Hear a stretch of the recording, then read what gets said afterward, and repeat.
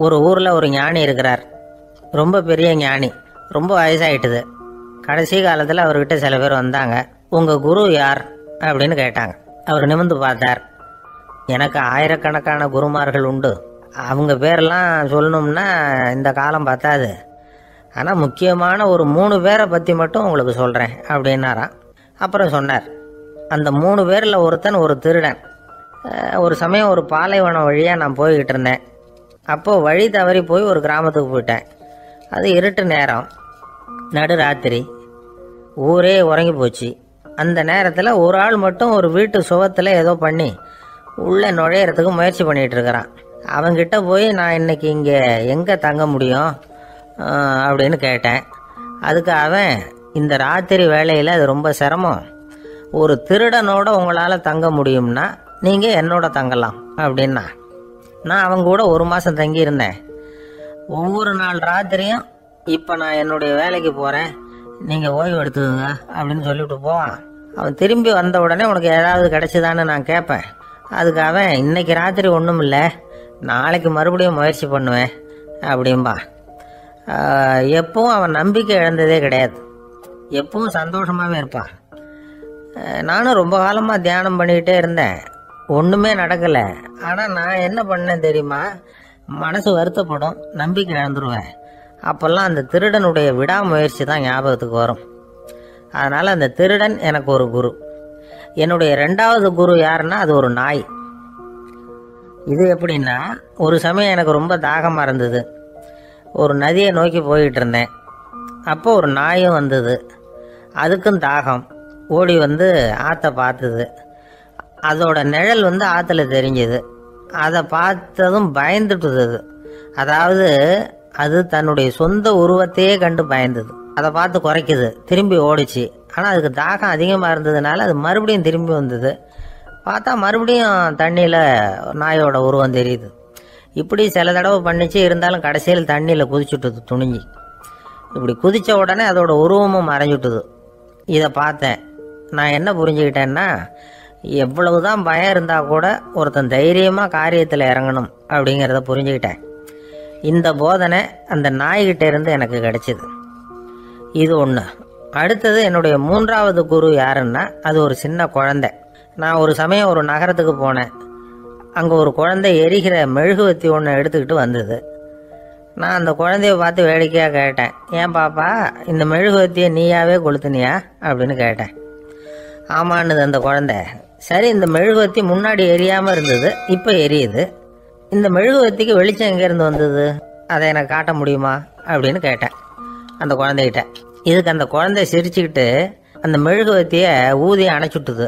அதுக்கப்புறம் என்னை பார்த்து கேட்டுது, இப்போ இந்த மெழுகுவத்தியின் வெளிச்சம் போனதை பார்த்தீங்க இல்லையா, அது எங்கே போச்சுன்னு எனக்கு சொல்லுங்க அப்படின்னுது. அந்த குழந்தை இப்படி கேட்டதும் என்கிட்ட இருந்த ஆணவம் அழிஞ்சுட்டுது. நான் படித்ததெல்லாம் அந்த வினாடியில் சுக்கு நூறாக போயிட்டுது. என்னுடைய முட்டாள்தனத்தை நான் உணர்ந்தேன் அப்படின்னு இவ்வளவும் அந்த ஞானி விவரமாக சொன்னாராம். அதனால் நாம் இன்னார்கிட்ட இருந்து தான் இதை கற்றுக்கணுங்கிறது இல்லை, யாருக்கிட்ட இருந்தும் எதையும் கற்றுக்கலாம். நம்மால் ஒருத்தன் ஒரு நாய் வளர்த்துக்கிட்டு இருந்தான். அந்த நாய்க்கு வால் கிடையாது. யாரோ ஏற்கனவே வெட்டி எடுத்துட்டாங்க. இந்த நாய் தான் சார் எனக்கு குரு, அதுகிட்டே இருந்து கூட நான் பாடம் கற்றுக்கிட்டு இருக்கிறேன் அப்படின்னா. அப்படி என்ன கற்றுக்கிட்டேன் இந்த வால் இல்லாத நாய்கிட்டே இருந்து அப்படின்னு கேட்டோம். நாம் யாருக்கிட்டையும் வாலாட்டக்கூடாது அப்படிங்கிற பாடத்தை அதுகிட்டே இருந்து தான் நான் கற்றுக்கிட்டேன் அப்படின்னா.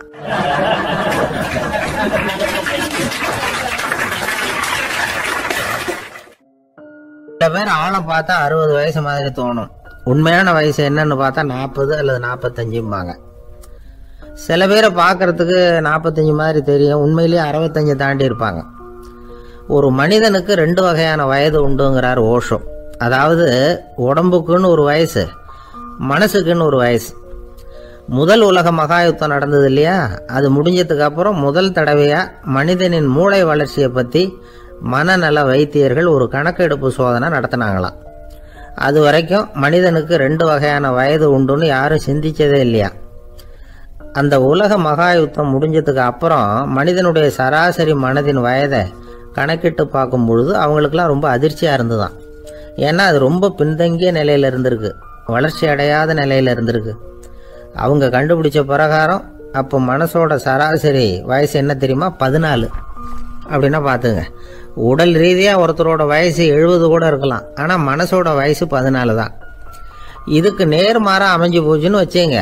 அதாவது ஒருத்தருக்கு உண்மையிலேயே 14 வயசு, அதாவது உடலோட வயசு 14, அவரோட மனசின் வயசு 70ன்னு வச்சுக்கோங்க. இப்படி அமைஞ்சுட்டுதுன்னா அவர் சீக்கிரம் ஞானத்தன்மை அடைஞ்சிருவார் அப்படின்னு அர்த்தம். இப்போ நமக்கெல்லாம் உடம்போட வயசு மனசோட வயசு ரெண்டும் ஒன்றா இருந்துட்டா அதுவே போதும், அதுவே பெரிய விஷயம். இப்போ எமர்சன் கிட்ட போய் ஒருத்தர் கேட்டாராம், உங்கள் வயசு என்ன அப்படின்னு. அவர் உடனே பதில் சொல்லியிருக்கார், 360 வருஷம் அப்படின்னாராம். கேட்டவர் குழம்பி போயிட்டார். அவர் என்ன சொல்கிறாரு, 360 வயசா? என்ன நம்ம காதில் தான் சரியாக விழலையா? எமர்சன் எப்பவும் உண்மையை பேசுகிற ஒரு சிறந்த அறிவாளி, அவர் இப்படிலாம் பொய் சொல்ல மாட்டாரே அப்படின்னு ஒரு யோசனை பண்ணிக்கிட்டே இவர் மறுபடியும் அவர் கிட்ட போனாராம். ஐயா, நீங்கள் சொன்னது சரியாக என் காதில் விழலை, அதனால் மறுபடியும் கேட்குறேன், உங்கள் வயசு என்ன அப்படின்னாராம். எமர்சன் மறுபடியும் சொல்லியிருக்கிறார், 360 வருஷம்னு. வந்தவருக்கு உண்மையிலேயே அதிர்ச்சியாக போட்டுது. அதுக்கப்புறம் மெதுவாக ஆரம்பித்தாராம், ஐயா நீங்கள் சொல்கிறத என்னால் ஏற்றுக்க முடியாது. எப்படி பார்த்தாலும் இப்போ உங்களுக்கு வயசு ஒரு 60க்கு மேலே இருக்காதுன்னு நினைக்கிறேன் அப்படின்னாராம். நீங்கள் சொல்கிறது சரிதான், அது என் உடம்போட வயசுன்னாராம் எமர்சன். அப்படின்னா ஏற்கனவே நீங்கள் சொன்னது அப்படின்னு கேட்டிருக்காரு, அது என் மனசோட வயசு அப்படின்னாராம். நம்மளை பொறுத்த வரைக்கும் அறிவு தூசு படிஞ்சிருக்கு, அது மாதிரியே அன்பும் மாசுபட்டிருக்கு. இது ரெண்டையும் சுத்தம் பண்ண வேண்டியிருக்குது. அப்போ தான் நாம் சரியான வயசில் வாழ முடியும். ஒரு ஆசாமி இருக்கிறார், அவருக்கு உடம்போட வயசு அதிகம், மனசோட வயசு ரொம்ப குறைச்சல், குழந்தை மாதிரி.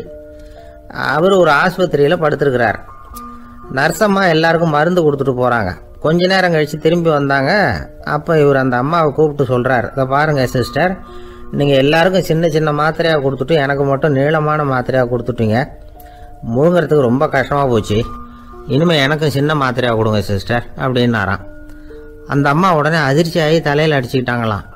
நான் கஷ்டப்பட்டு மாத்திரையை முழுங்கினத்துக்கு நீங்கள் ஏமா தலையில் தட்டிக்கிறீங்க அப்படின்னு கேட்டிருக்காரு இவர்.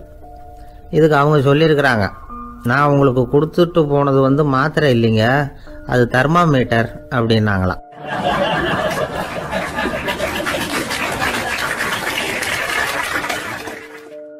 ஒரு பெரிய காடு, அந்த காட்டுக்கு மத்தியில் ஒரு ஆசிரமம். அங்கே ஒரு முனிவர் இருந்தார். பல இடங்கள்லேருந்து வர்ற குழந்தைகளுக்கு அவர் பாடம் சொல்லி கொடுத்துக்கிட்டு இருக்கிறார். ஏழை பணக்காரர் அப்படிங்கிற வித்தியாசம்லாம் கிடையாதுங்க. எல்லாரும் அவர்கிட்ட தங்கள் பிள்ளைகளை அனுப்பி வச்சாங்க. மன்னர்களுடைய பிள்ளைங்க கூட அங்கே அவர்கிட்ட தான் படிக்கிறதுக்கு வருவாங்க. ஆனால் அந்த முனிவரை பொறுத்த வரைக்கும் எல்லா பிள்ளைங்களும் ஒன்று தான். இது யார் வீட்டு பிள்ளைன்னெல்லாம் பார்க்க மாட்டார், எல்லாரும் சமம்.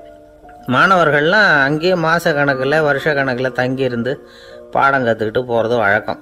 அவராக பார்த்து போகணுன்னு சொல்கிற வரைக்கும் அங்கேயே இருக்கணும், படிக்கணும், குருகுல வாசம். ஒரு சமயம் ஒரு ராஜகுமாரனும் அவர்கிட்ட படிச்சுக்கிட்டு இருந்தான். அவனுக்கு ஒரு 15 வயசு இருக்கும். சில வருஷம் கழித்து இந்த முனிவர் தன்கிட்ட இருக்கிற மாணவர்களுக்கெல்லாம் பரீட்சை வச்சார். அவங்களுடைய அறிவு முதிர்ச்சியை கணிக்கிறதுக்காக பல சோதனைகள்லாம் வச்சார். ஒவ்வொருத்தராக பார்த்து, இனிமேல் நீங்கள் உங்கள் வீட்டுக்கு போகலாம் அப்படின்னு சொல்லி அனுப்பி வச்சுக்கிட்டு இருக்கிறார். எல்லாரும் போயிட்டாங்க. கடைசியாக மிஞ்சி இருந்தது ஒரே ஒரு மாணவன். அவனை மட்டும் வீட்டுக்கு அனுப்பலை. யார் அந்த பையன் தெரியுமா? அவன்தான் அந்த ராஜகுமாரன். ராஜகுமாரனுடைய தந்தைக்கு, அதுதான் அந்த ராஜாவுக்கு, அங்கே வயசு ஏறிக்கிட்டே போகுது. என்ன இது, படிக்க போன பையன் இன்னும் திரும்பி வரலையே அப்படின்னு நினச்சார். வந்துட்டா சீக்கிரமாக அவனுக்கு பட்டம் கட்டிவிட்டு நாம் விலகிக்கலாமே அப்படின்னு நினச்சார். கல்யாணம் வேறு பண்ணி பார்க்கணும் பையனுக்கு. ஆனால் பையன் வர்ற வழியை காணும். ராஜா பார்த்தார், சரி நேர்லேயே போய் என்னன்னு தெரிஞ்சுட்டு வந்துடுவோம் அப்படின்னு காட்டுக்கு புறப்பட்டார். அங்கே போய் முனிவரை பார்த்தார். முனிவர் இவரை அன்பாக வரவேற்று உட்கார வச்சார். அதுக்கப்புறம் ராஜா மெதுவா, எல்லாரையும் வீட்டுக்கு அனுப்பி வச்சுட்டிங்களாமே, ஏன் பிள்ளைய மட்டும் அப்படின்னு சொல்லி மெதுவாக இழுத்தார். முனிவர் இதுக்கு உடனே பதில் சொல்லலை. ராஜாவை கூப்பிட்டுட்டு போய் விருந்தினர் குடிசையில் தங்க வச்சார். அதுக்கப்புறம் சொன்னார், உங்கள் மகன் எல்லா பாடங்கள்லேயும் முதலிடம் வாங்கியிருக்கான். இப்படி முதலாவதாக வர்ற மாணவனுக்கு நாங்கள் இன்னொரு தேர்வு வைக்கிறது வழக்கம். அதுலேயும் அவன் முதலாவதாக வந்துட்டான்னா அவன் ஒரு பெரிய வித்வான் அப்படிங்கிற கௌரவத்தை அடைஞ்சிருவான் அப்படின்னார். அதாவது முனிவர் அப்படி சொல்கிறார். அப்படி சொல்லிவிட்டு போயிட்டார். அவர் ராஜா அங்கேயே தங்கிட்டார். ராத்திரி படுத்து தூங்கினார். காலையில் எழுந்திரிச்சு அந்த குடிசைக்கு வெளியில் வந்தார் பல்லு விளக்கிறதுக்காக. அந்த சமயத்தில் தூரத்தில் ஒருத்தன் ஒரு கையில் கோடாலியை வச்சுக்கிட்டு தலையில் ஒரு பெரிய விறகு கட்டை சுமந்துக்கிட்டு வந்துக்கிட்டு இருக்கிறது மாதிரி தெரிஞ்சுது. யாராவது விறகு வெட்டியாக இருக்கும் அப்படின்னு நினச்சார் ராஜா. கிட்ட வந்ததும் உத்து பார்க்குறாரு. பார்த்தா அது தன்னோட புள்ள. திகைச்சு போயிட்டார். என்ன இது, ஒரு ராஜகுமாரனை கூட இது மாதிரி வேலையெல்லாம் செய்ய சொல்கிறாங்களே அப்படின்னு நினச்சார். ராஜகுமாரன் விறகு கட்டை கொண்டுகிட்டு போய் கொல்லை பக்கம் வச்சான். அந்த சமயம் முனிவர் அங்கே வந்தார். என்ன மகனே, விறகு வெட்டிட்டு வந்துட்டியா? சரி, இப்போ ஒரு துடைப்பத்தை எடுத்துக்கோ, விருந்தினர் குடிசையின் வாசல் பக்கத்தை கூட்டி பெருக்கி சுத்தம் பண்ணு போ அப்படின்னார். அப்படியே செய்கிறேன் குருவே அப்படின்னு சொல்லிவிட்டு போனான். சுத்தம் பண்ண ஆரம்பிச்சிட்டான். ராஜா பார்த்தார் இதை. உடனே ஓடியாந்தார். மகனே, என்ன காரியம் பண்ணுற? துடைப்பத்தை கீழே போடுனார். இப்போ அந்த ராஜகுமாரன் சொல்கிறான், தந்தையே, இது என்னுடைய குருதேவரோட உத்தரவு. இங்கே நான் ஒரு மாணவன். இங்கே அரசனும் ஒன்று தான், ஆண்டியும் ஒன்று தான். குருதேவர் சொல்கிறத மறுக்காமல் செய்கிறது தான் எங்கள் கடமை அப்படின்னா. இந்த சமயம் முனிவர் அங்கே வந்தார். இவனை முதுகில் தட்டி கொடுத்தார். அப்புறம் ராஜா கிட்ட சொன்னார், அரசே, உங்கள் புள்ள எங்கள் கடைசி தேர்வுலையும் வெற்றி பெற்றுட்டான். பணிவு தான் மாணவர்களின் மிக உயர்ந்த குணம். குருநாதர் சொல்றது மனசுக்கு பிடிக்கலைன்னா கூட மறுக்காம செய்யணும். அப்படி செய்யறதுனால எதை செய்யலாம் எதை செய்யக்கூடாது அப்படிங்கிற விவேகம் அவங்களுக்கு வந்துடும். செய்யக்கூடாததை கூட பெரியவங்க சொல்லிவிட்டா செஞ்சுதான் ஆகணும் அப்படிங்கிற பணிவு அவங்களுக்கு வந்துடும்.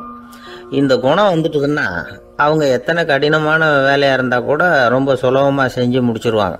தூக்கத்திலேயும் அப்புறம் துக்கத்திலேயும் தோண்டு போட மாட்டாங்க. இந்த பணிவும் விவேகமும் அவங்க கிட்ட மன உறுதியை ஏற்படுத்தும். அந்த உறுதி உங்க பையனுக்கு வந்தாச்சு. இனிமே அவனை நீங்க அழைச்சிட்டு போகலாம். அவன் நிச்சயமா பேரும் புகழும் பெறுவான் அப்படின்னார். ராஜா அவரை பார்த்து, குருதேவா, புரிஞ்சுக்கிட்டேன், என்னை மன்னிக்கணும் அப்படின்னாரு. அதுக்கப்புறம் மகனை அழைச்சிக்கிட்டு நாட்டுக்கு திரும்பி வந்துட்டார். இந்த கதையை இன்று ஒரு தகவலில் சொல்லுங்க சார், உங்கள் நிகழ்ச்சியில் சொல்லுங்க சார் அப்படின்னு சொல்லி மாணவர்கள் கேட்டால் பணிவாக இருக்கிறது எப்படி அப்படிங்கிறத புரிஞ்சுக்குவாங்க அப்படின்னு சொன்னார் ஒருத்தர். சரி சொல்லுவோம், அதுக்கு முன்னாடி நேர்லேயே ஒரு பையன்கிட்ட சொல்லி பார்க்கலாமே அப்படின்னு தோணுச்சு. உடனே ஒரு பையனை கூப்பிட்டோம். ஏன்பா, உங்கள் வாத்தியார் உனக்கு இது மாதிரி ஒரு பரீட்சை வச்சா என்ன பண்ணுவேன் அப்படின்னு கேட்டோம். நானும் அப்படி தான் சார் நடந்துக்குவேன், விறகு வெட்டுவேன், துடைப்பத்தினால கூட்டி சுத்தம் பண்ணுவேன், உடனே செஞ்சு முடிச்சிருவேன் சார் அப்படின்னா. பலே பரவாயில்லையே அப்படின்னோம். ஆமாம் சார், அப்படி செஞ்சால் தானே வீட்டுக்கு அனுப்புவார், இல்லைன்னா இன்னொரு வருஷம் இங்கேயே இருந்து படின்னு சொல்லிவிடுவார், அதனால் அப்படி செய்வேன் அப்படிங்கிறான் அந்த பையன்.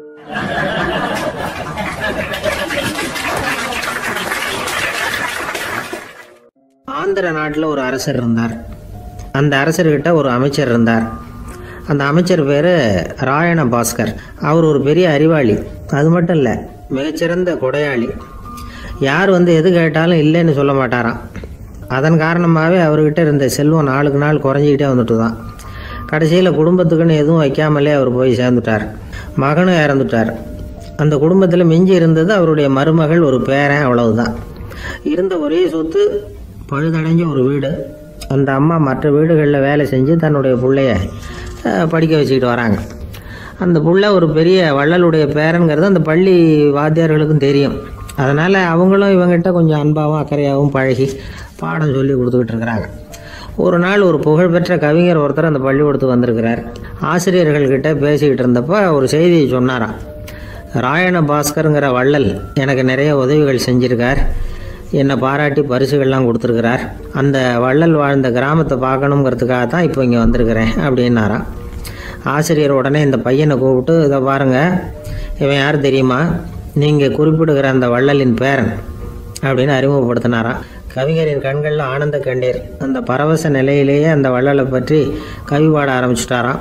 இந்த சின்ன பையன் அதை கேட்டிருக்கிறான்.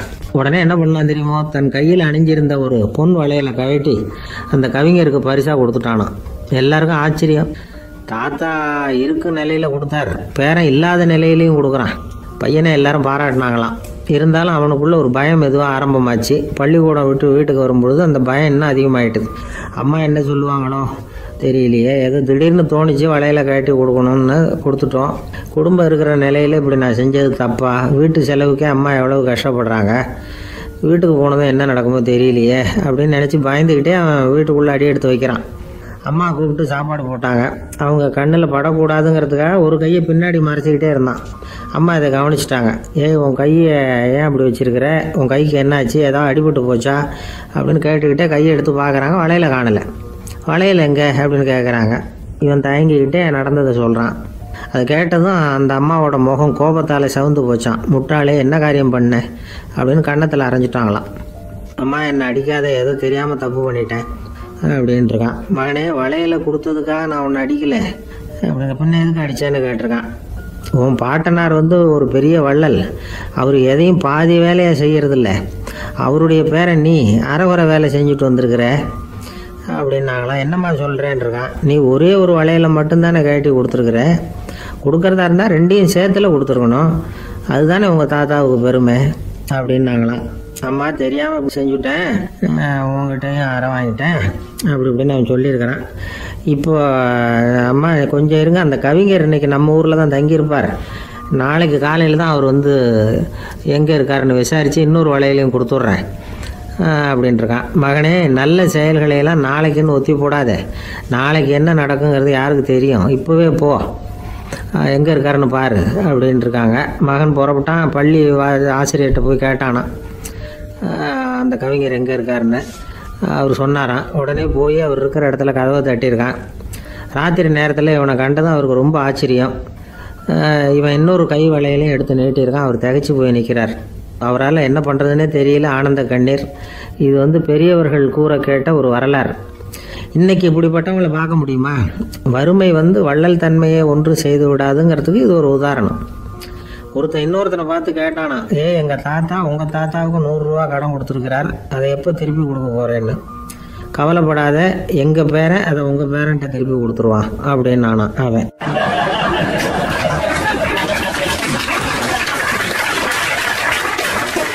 ஒரு ஊரில் ஒரு மன்னர் இருந்தார்.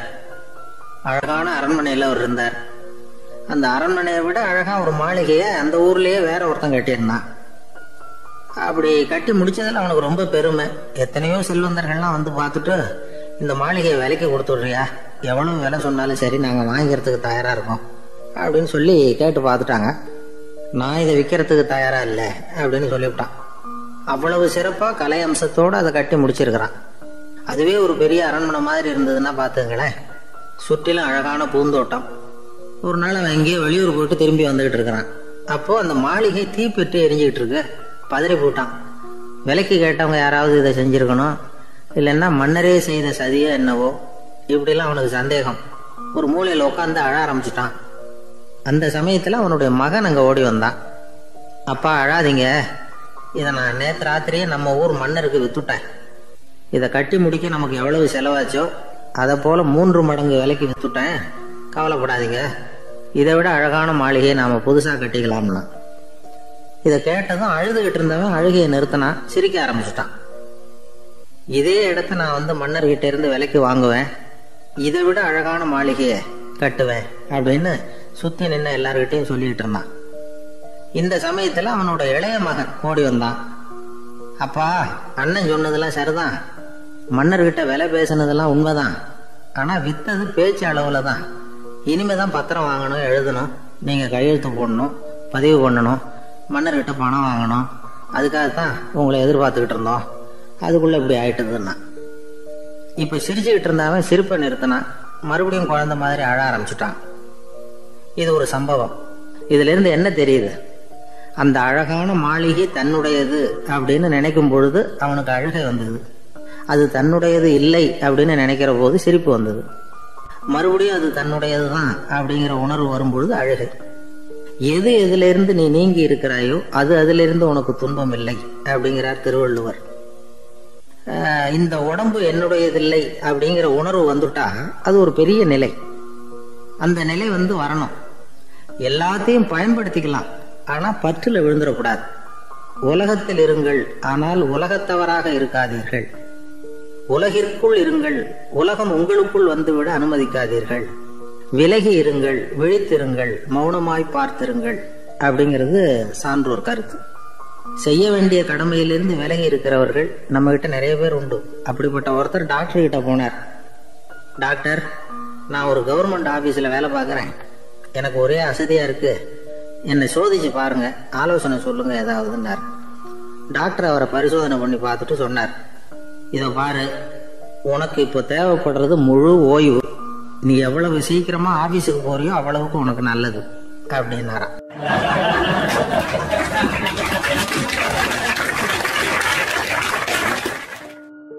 தானத்துல சிறந்தது எது அப்படின்னு ஒரு கேள்வியை கேட்டு, தானத்துல சிறந்தது நிதானம் அப்படின்னு அதுக்கு ஒரு பதிலும் சொல்றவங்க உண்டு.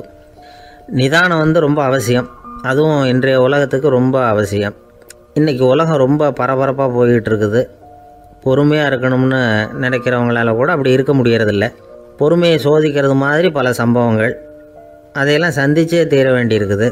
எங்கே போனாலும் க்யூவில் நிற்க வேண்டியிருக்குது, எங்கே போனாலும் காத்துக்கிட்டு இருக்க வேண்டியிருக்கு. ஆஃபீஸ்லேயோ வீட்லேயோ கூட நீங்கள் நிதானமாக பொறுமையாக நடந்துக்க தெரியலன்னா உங்களுக்கு சிடுமூஞ்சி, முசுடு இப்படிலாம் பேர் வச்சுருவாங்க. அது உங்களுக்கு தேவையா? சரி, வாழ்க்கையில் பொறுமைசாலின்னு பேர் வாங்கிறதுக்கு என்ன வழி? முதல் பாயிண்ட், நீங்கள் நினைக்கிறது, எதிர்பார்க்கறது, செய்கிறது எல்லாமே 100% கரெக்டாக நடக்கணும்னு ஆசைப்படக்கூடாது. எதுவாக இருந்தாலும் அதில் ஓரளவுக்கு தவறு நடக்கலாம் அப்படிங்கிறத எதிர்பார்த்தே இருக்கணும். ஓரளவுக்கு அதை அனுமதிக்கணும்.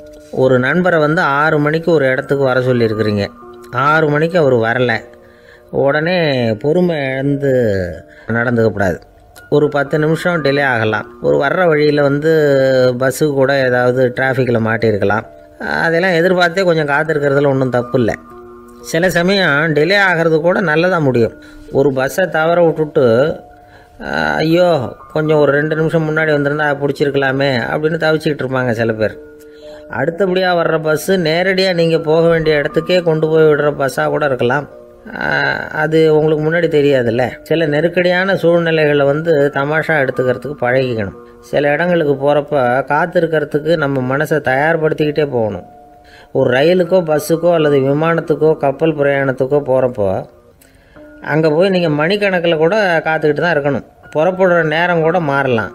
நீங்கள் போய் சேர்ந்ததும் அது உடனே புறப்படணும்னு கட்டாயமாக என்ன? அது மாதிரி சமயத்தில் படிக்கிறதுக்குன்னு சில சுவாரஸ்யமான புத்தகங்களையும் கையில் எடுத்துக்கலாம். உங்களை சுற்றி எவ்வளவோ சுவாரஸ்யமான சம்பவங்கள் நடந்துக்கிட்டு இருக்குதுல்ல, அதையெல்லாம் வேடிக்கை பாருங்கள். எதுக்காக காத்துக்கிட்டு இருக்கிறோமோ அந்த காரியத்தில் உண்மையாகவே நமக்கு ஒரு அக்கறை இருந்தால் நமக்கு போர் அடிக்காது. சில கோயில்களில் பார்த்துருப்பீங்க, தரிசனத்துக்காக பக்தர்கள் நாள் கணக்கில் காத்துக்கிட்டு இருப்பாங்க. அவங்களெலாம் அழுத்துக்கிறது இல்லை. ஆண்டவனை தரிசிக்கணுங்கிற உண்மையான அக்கறை இருக்கிறதுனால அவங்களுக்கு போர் அடிக்கிறது இல்லை. ஆனால் சில சினிமா தியேட்டரில் கூட பார்க்கலாமே, சினிமா கியூ கூட அப்படி தான். சாயந்தரம் 6 மணி ஆட்டத்துக்கு காலம்பரம் 6 மணிக்கே போய் கூட காத்துக்கிட்டு இருப்பாங்க. அவங்களுக்கெல்லாம் போர் அடிக்காது, படம் பார்க்குற ஆர்வம். இன்னொரு முக்கியமான விஷயத்தை நாம் பழக்கப்படுத்திக்கணும். லிவ் ஃபார் தி மூமெண்ட் அப்படிங்கிறாங்க நிபுணர்கள். ரொம்ப பேர் எப்படின்னா அடுத்தபடியாக நடக்க போகிற விஷயத்திலேயே கவனமாக இருப்பாங்க. அந்த நினைப்புலேயே இந்த நிமிஷத்தை பொறுமை இல்லாமல் கழிப்பாங்க. ஒருத்தர் இருக்கார், அவர் எப்படின்னா ஆஃபீஸ் முடியறதுக்குள்ளேயே சார் 5 மணிக்கெல்லாம் ரெடியாக இருங்க, நாம் அந்த ஹோட்டலில் போய் டிஃபன் சாப்பிட்ணும் அப்படின்னு 4 மணிலேருந்து சொல்லிகிட்டு இருப்பார். 4:55 பரபரப்பாக ஓடி வருவார். 2 பேரும் புறப்படுவோம், ஹோட்டலுக்கு போவோம், சாப்பிட்டுக்கிட்டு இருப்போம். அப்படி சாப்பிட்டுட்டு இருக்கிறப்ப சார் சாப்பிட்டு முடித்ததும் நேராக ஒரு ஜவுளி கடைக்கு போகிறோம் அப்படிம்பார். பரபரக்க சாப்பிட்டு முடிப்பார், புறப்படுவார். ஜவுளி கடையில் அவசரமாக சீக்கிரம் பில் போடுங்க சார், சினிமாவுக்கு நேரம் ஆகிடும்பார். சினிமா தியேட்டரில் உட்காந்து அடுத்தபடியாக எங்கே டின்னர் சாப்பிட்றதுன்னு யோசனை பண்ணிகிட்டு இருப்பார். ராத்திரி படுக்கையில் விழுந்ததுக்கு அப்புறமும் நாளைக்கு காலையில் எழுந்திரிச்சதும் அதை பண்ணணும் இதை பண்ணணும்னு திட்டம் போட்டுக்கிட்டே இருப்பார். அதாவது எப்போவும் அடுத்த நிமிஷம், அடுத்த நாள், அடுத்த வாரம், அடுத்த வருஷம், இதுதான் அவங்க சிந்தனை. இந்த நிமிஷம் என்ஜாய்மெண்ட்டை அவங்க இழந்துடுறாங்களாம். அதனால தான் வாழ்நாள் பூரா பொறுமையின்மை, அவஸ்தை, அல்லல். அதனால் நாம் எல்லோரும் வாழ்க்கையில் நிதானமாக இருக்கிறதுக்கு கற்றுக்கணுமா. அதுக்காக இந்த நிதானத்துக்கு வேறு விதமான அர்த்தம் பண்ணிக்கக்கூடாது. ஒருத்தர் அப்படித்தான் ஒரு தடவை அவருடைய குதிரை காணாமல் போயிட்டு தான். அதுக்காக அவர் கவலைப்படலை, நிம்மதியாக இருந்தார், சந்தோஷமாக இருந்தார். என்ன சார் இது, உங்கள் குதிரை திருட்டு போயிட்டுதுங்கிறீங்க, நீங்கள் கவலைப்படாமல் இருக்கிறீங்களே அப்படின்னு கேட்டாங்களாம். அதுக்கு அவர் சொல்லியிருக்கார், நல்ல வேலை சார், கட்டியிருந்த குதிரை காணாமல் போயிருக்குது. நான் அது மேலே உட்காந்துருக்கிற சமயம் அது காணாமல் போயிருந்ததுன்னா, திருட்டு போயிருந்ததுன்னா நானும் சேர்ந்துல காணாமல் போயிருப்பேன் அப்படின்னாராம். எவ்வளவு நிதானமான ஆள் பாருங்கள்.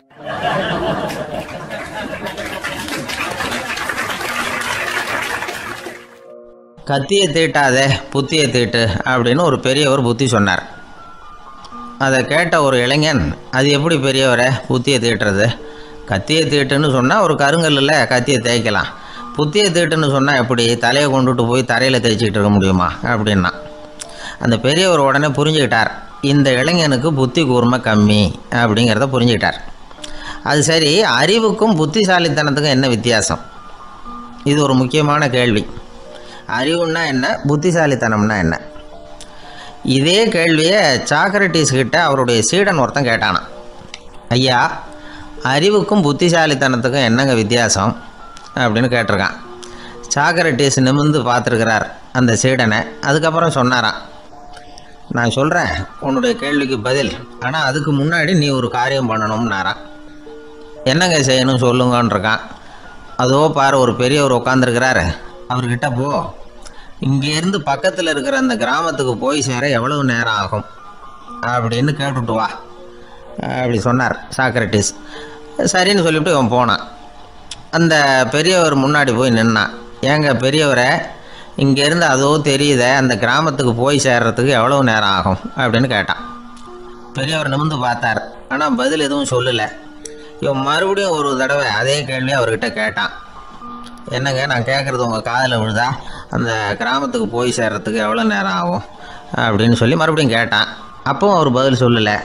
உடனே அவன் மனசுக்குள்ளே முடிவு பண்ணிக்கிட்டான், சரி பெரியவர் ஒரு மாதிரியாக தெரிகிறார், புத்தி சுவாதீனம் சரியில்லாத ஒரு மாதிரி தெரியுது அப்படின்னு நினச்சிக்கிட்டே வந்த வழியிலே திரும்பி வந்துட்டான்.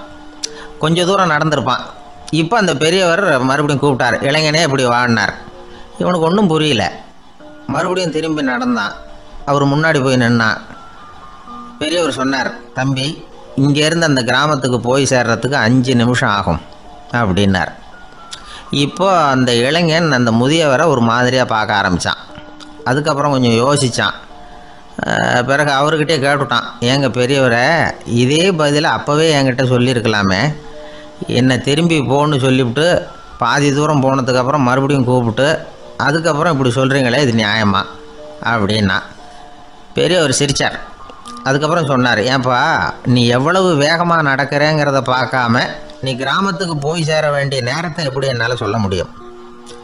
அதனால தான் உன்னை கொஞ்சம் தூரம் நடக்க விட்டு உன்னுடைய நடையின் வேகம், அந்த கிராமம் இருக்கிற தூரம் ரெண்டையும் கணக்கு போட்டு அதுக்கப்புறம் நேரத்தை சொன்னேன்னார்.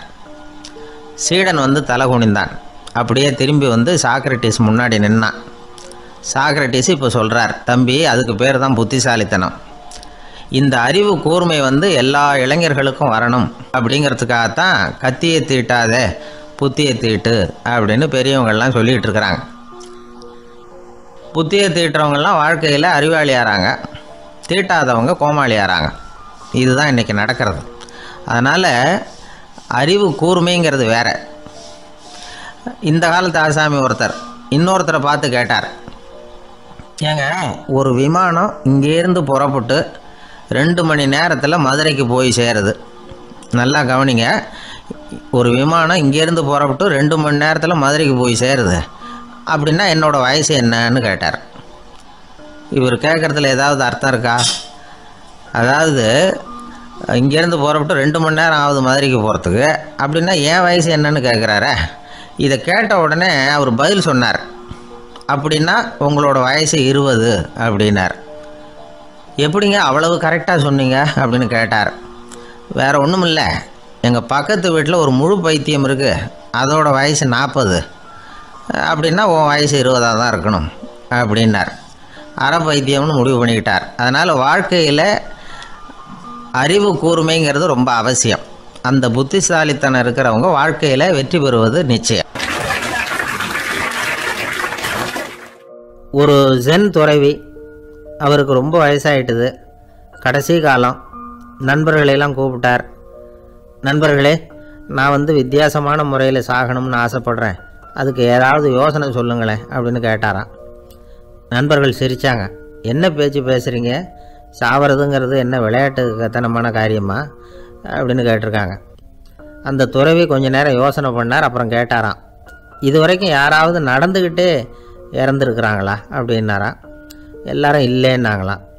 ஒருத்தர் மட்டும் சொல்லியிருக்கார், அப்படியும் ஒருத்தர் இறந்துருக்கிறதாக ஒரு கதையில் படிச்சிருக்கிறேன், ஒரு ஞானியால் தான் அப்படியெல்லாம் செய்ய முடியும் அப்படின்னு அவர் சொன்னாராம். சரி, அப்படின்னா அந்த முறை நமக்கு வேணாம், நின்றுக்கிட்டே யாராவது உயிரை விட்டுருக்காங்களா அப்படின்னு விசாரிச்சாராம். அப்படியும் ஒருத்தர் இறந்துருக்கிறார் அப்படின்னாங்களாம். மறுபடியும் அந்த துறவி யோசனை பண்ணியிருக்கிறார், ஏதாவது வித்தியாசமான முறையில் நாம் போகணும் அப்படிங்கிறது அவருடைய விருப்பம். மனிதன் எப்படி வாழ்கிறானோ அப்படி இறப்பது தான் நல்லது. சரி, யாராவது தலைகீழாக யோகம் செய்யும் நிலையில் இறந்துருக்கிறாங்களா அப்படின்னு விசாரித்தாராம். நண்பர்கள் சிரித்தாங்க. தலைகீழாக நின்னபடி இறந்ததாக நாங்கள் கேள்விப்பட்டதே இல்லை, அது முடியாத காரியம் அப்படின்னு இருக்காங்க. இப்போ அந்த துறவிக்கு திடீர்னு உற்சாகம் வந்துட்டுது.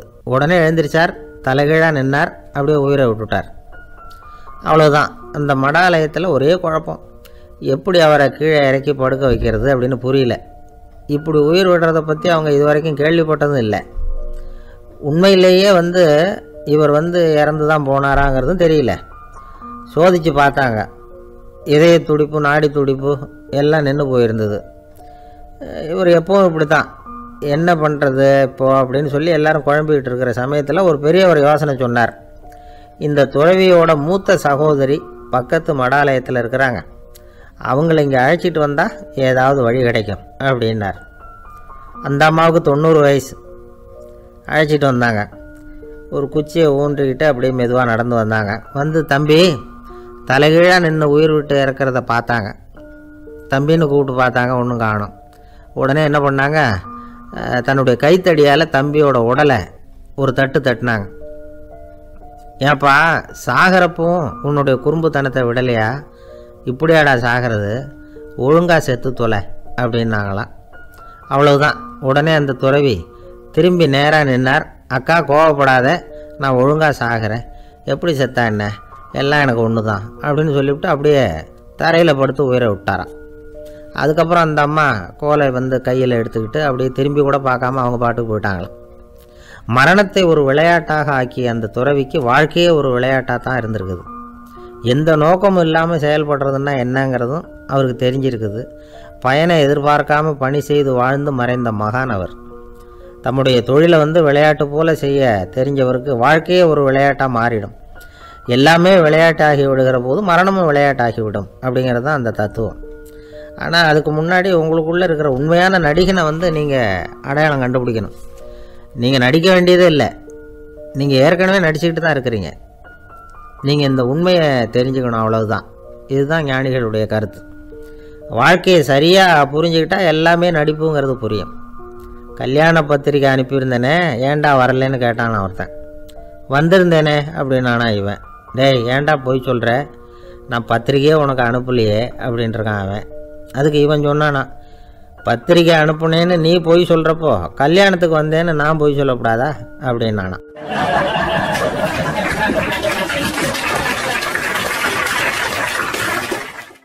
இந்த உலகத்தில் எல்லாருக்கும் மகிழ்ச்சி தரக்கூடிய ஒரு பொருள் எது? இது ஒரு முக்கியமான கேள்வி. இந்த கேள்விக்கு பொருத்தமான ஒரு பதிலை உங்களால் சொல்ல முடியுமா? அதாவது கொஞ்சம் யோசித்து பார்த்தா பணம்னு சொல்லலாமா? இப்போ கையில் காசு இல்லாதவங்ககிட்ட ஒரு 10 ரூபாயை கொடுத்தா அது அவனுக்கு சந்தோஷத்தை கொடுக்கும்.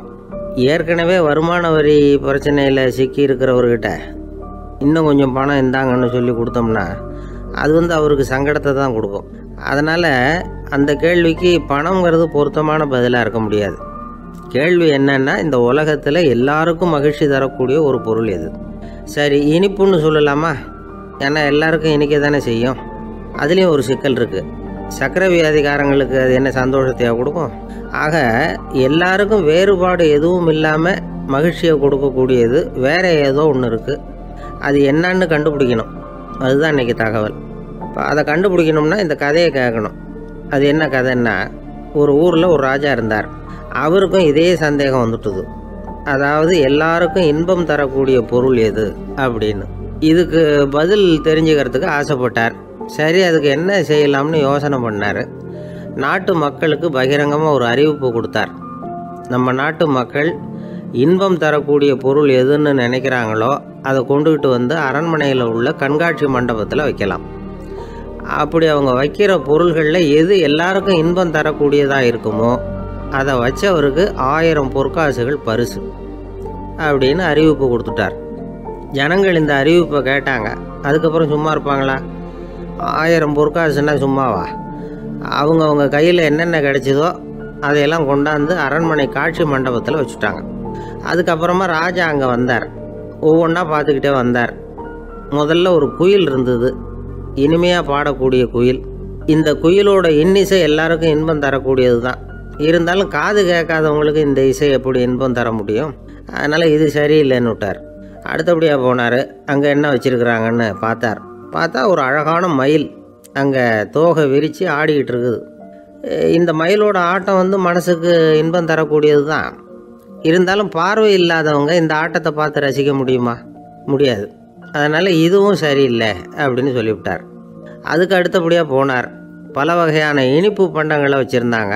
பார்த்தார், வயசானவங்களுக்கும் நோயாளிகளுக்கும் இது வந்து இன்பம் தராது, துன்பம்தான் கொடுக்கும் அப்படின்னார். இப்படி ஒவ்வொன்றா பார்த்துக்கிட்டே போகிறார். அழகான மலர்கள், கனிகள், ஓவியங்கள் எதுவுமே பொருத்தமாக தெரியல. சகல பேருக்கும் இன்பம் தரக்கூடிய வகையில் எதுவும் இல்லை. கடைசியாக வந்தார். அங்கே ஒரு களிமண் பொம்மை இருந்தது. அது என்ன பொம்மை தெரியுமா? பசியால் வாடி இருக்கிற ஒருத்தருக்கு ஒரு அம்மா இனிமையாக பேசிக்கிட்டு சோறு போடுறது மாதிரி அந்த பொம்மையை செஞ்சுருந்தாங்க. அதுக்கு கீழே அன்பு அப்படின்னு எழுதியிருந்ததுதான். ராஜா பளிச்சுன்னு ஒரு முடிவுக்கு வந்தார். அந்த பொம்மையை செஞ்ச சிற்பியை வரவழைச்சார், பரிசு கொடுத்தார். அன்பு ஒன்று தான் எல்லாருக்கும் இன்பம் அளிக்கக்கூடிய பொருள். காது கேட்காதவங்களும் அதை கேட்க முடியும், பார்வை இல்லாதவங்களும் அதை பார்க்க முடியும், குழந்தைகளும் அதை உணர முடியும் அப்படின்னு அதுக்கு விளக்கம் கொடுத்தார் அந்த மன்னர். இந்த உலகத்தில் எல்லாருக்கும் மகிழ்ச்சி தரக்கூடிய ஒரு பொருள் அன்பு தான். அதை புரிஞ்சுக்கிட்டு தான் சில கணவன்மார்கள் மனைவி பேரில் ரொம்ப அன்பை காட்டிக்கிறது வழக்கம். ஒரு வீட்டு வாசப்படி பக்கமாக மழைக்கு வந்து ஒதுங்கினார் ஒருத்தர். மழை தூரிக்கிட்டு இருந்தது, இருட்டு நேரம். அந்த வீட்டில் இருந்தவர், இன்றைக்கி ராத்திரி வேணும்னா இங்கேயே தங்கிட்டு காலையில் போங்க அப்படின்னார். உடனே இவர் சொன்னார், ரொம்ப நன்றிங்க, ஒரு 10 நிமிஷத்தில் இதை வந்துவிடுறேன் அப்படின்னு சொல்லிவிட்டு எங்கேயோ ஓடினார். 10 நிமிஷம் கழித்து திரும்பி வந்தார். ஆமாம், எங்கே போயிட்டு வந்தீங்கன்னு கேட்டார் வீட்டில் இருந்தவர். நேராக எங்கள் வீட்டுக்கு போய் மனைவி கிட்ட இன்றைக்கி ராத்திரி இங்கேயே தங்கிக்கிறேன்னு சொல்லிவிட்டு வந்துட்டேன் அப்படின்னார் அவர். அன்புல இது ஒரு ரகம்.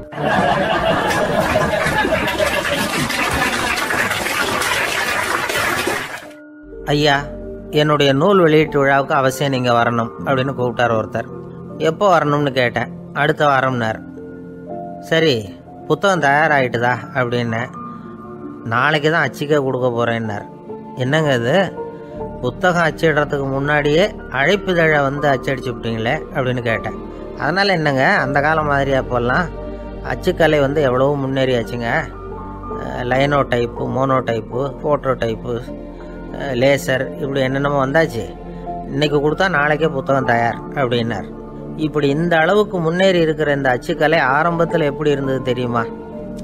அந்த காலத்தில் காகிதம்னா என்னென்னே தெரியாது. அப்படி ஒன்று கண்டுபிடிக்கப்படவே இல்லை.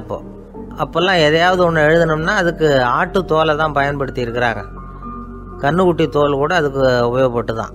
ஐரோப்பாவில் இருந்த பாதிரியார்கள் தோலில் எழுதப்பட்ட புத்தகத்தை தயாரிக்கிறதுல ரொம்ப கெட்டிக்காரங்களாம்.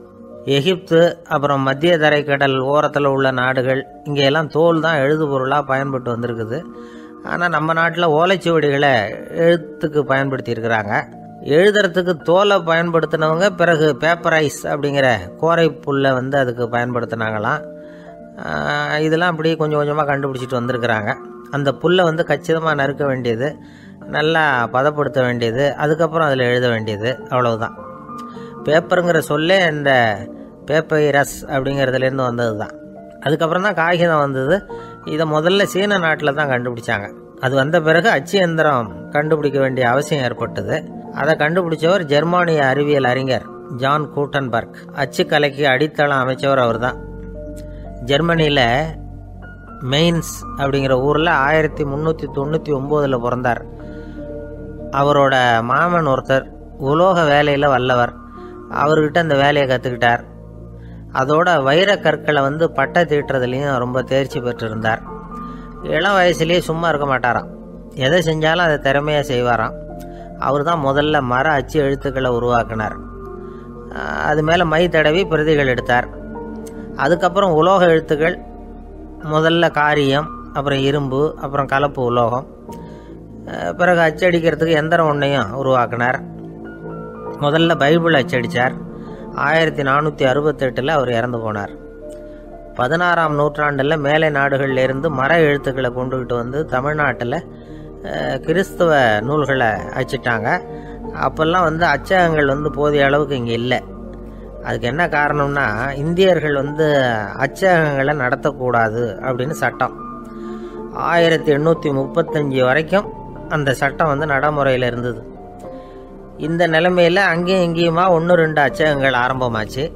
1713 தரங்கம்பாடியில் லூத்தரன் மிஷன் அச்சகம், அதே ஆண்டில் சென்னையில் SPCK அச்சகம்.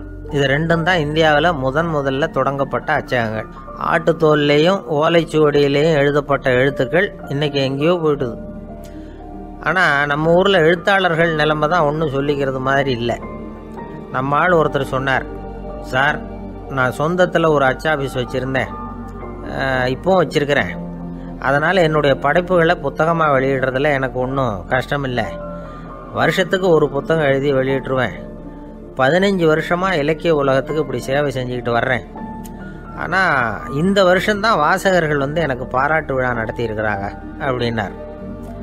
இந்த வருஷம் அப்படி என்ன விசேஷம் அப்படின்னு கேட்டோம். இந்த வருஷம்தான் நான் எந்த புத்தகம் எழுதி வெளியிடாமல் இருந்தேன், அதுக்காகத்தான் எனக்கு இந்த பாராட்டு விழா அப்படின்னார்.